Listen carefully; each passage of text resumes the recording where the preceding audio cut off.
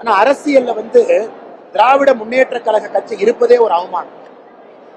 தமிழ்நாட்டிற்கு எப்ப மோசமான விளைவுகள் எல்லாம் வர ஆரம்பித்ததோ, எப்பொழுது திமுக 1967 ஆட்சிக்கு வர ஆரம்பிச்சாங்களோ அப்பதான் விஞ்ஞான ஊழல், குடும்ப ஆட்சி, கொள்ளையடிப்பது, பணத்தை சுருட்டுவது, வாக்குக்கு பணம் கொடுப்பது, இது போன்ற அகராதி எப்ப வந்துச்சுங்கன்னா திராவிட முன்னேற்ற கழகம் என்கின்ற கட்சி வந்த பிறகு. அதனாலதான் தந்தை பெரியார் அவர்களே திமுகவை கடுமையா எதிர்த்தார்.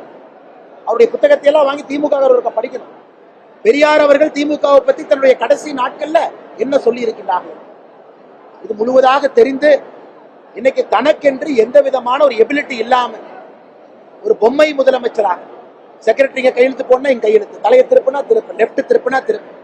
அதனால இந்த முதலமைச்சர் அவர்கள் நரேந்திர மோடி அவர்களை பற்றி பேசுவதற்கு 1% கூட இவருக்கு தகுதி இல்லை என்பது தமிழகத்தினுடைய எல்லா மக்களுக்கும் தெரியும். அதனால் முதலமைச்சர் அவர்கள் இன்னைக்கு மக்கள்கிட்ட என்ன சொல்லணும்? 33 மாத காலமாக அவர் என்ன செஞ்சிருக்காரு? பெண்களுக்கு பாதுகாப்பு வந்திருக்கா தமிழ்நாட்டில்? ஒரு பெண் தைரியமாக வீதியிலே நடக்க முடியுமா? இல்ல கோயம்புத்தூர் போற பெரும் நகரத்துல கஞ்சா இல்லை என்பதை உறுதிப்படுத்த முடியுமா? இத்தனை இளைஞர்கள் மாணவர்கள் இருக்கக்கூடிய ஊர்ல கஞ்சா புழக்கம் இல்லை, போதை கலாச்சாரம் இல்லை. வந்த பிறகு என்ன சாதனை பண்ணிருக்காருங்க? டாஸ்மார்க்க உயர்த்தி இருக்காரு, 50,000 கோடி தொற்றுச்சு. கடன் 8,23,000 கோடியை தொற்றுச்சு. இது போன்ற மோசமான ஆட்சி இந்திய அரசியல யாருமே நடத்தியது. அதனால இந்த முதலமைச்சர் அவர்கள் இன்றைக்கு மோடியை பற்றி பேசுவதுதான் வேடிக்கையாக இருக்கிறது.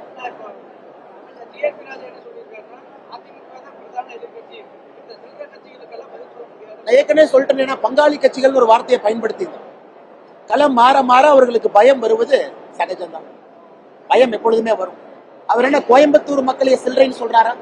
அதனால நீங்க டிஆர்பி ராஜா அடுத்தா போய் கேட்கணும். கோயம்புத்தூர் மக்கள் இங்க ஒரு தெற்கு தொகுதியில் ஒரு எம்எல்ஏவை தேர்ந்தெடுத்து அமர்த்தி இருக்கின்றாங்க. கோயம்புத்தூர் மக்கள் 1998, 99 பாரதிய ஜனதா கட்சியினுடைய பாராளுமன்ற உறுப்பினரை தேர்ந்தெடுத்திருக்கிறாங்க. டிஆர்பி ராஜா எப்படின்னா ஒரு புது ஆள், தஞ்சாவூர்கார். அவங்க அப்பா பணம் சம்பாதிச்சதை வச்சு மட்டும் அரசியலுக்கு வந்திருக்காரு. அவருக்கென்று தனித்திறமை 1, 2, 3 சொல்லுங்க. அவங்க அப்பா டிஆர் பாலு இல்லைன்னா, டிஆர் பாலு கொள்ளையடிக்காத பணம் இல்லை என்றால் டிஆர்பி ராஜா யாரு? இன்னைக்கு டிஆர்பி ராஜா ஏன் கோயம்புத்தூர்ல சுத்திட்டு இருக்காரு? அவர் அப்பா கொள்ளையடிச்ச பணத்தை கொண்டு வந்து கோயம்புத்தூர் மக்களுக்கு கொலுசும் அந்த இத்து போன டப்பாவும் கொடுக்குற வந்திருக்காரா?